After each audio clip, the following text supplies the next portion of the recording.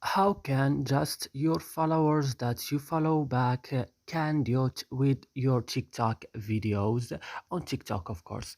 Today, guys, I will show you how to do this. Just watch this video until the end and make sure that you like and subscribe in our channel. So let's start. First, you will just go to TikTok, then open it.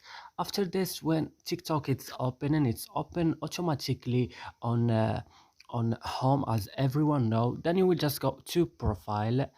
Then when you open your profile, you will just go here to this three line, then click, and then go to settings and privacy. After this, when you open settings and privacy, you will just go to privacy and then go to Duet, click, and then you have to change it to followers that you follow back, and that's it, it's done for you. So I hope this video is useful for you guys. Don't forget to like and subscribe in our channel, and see you next video.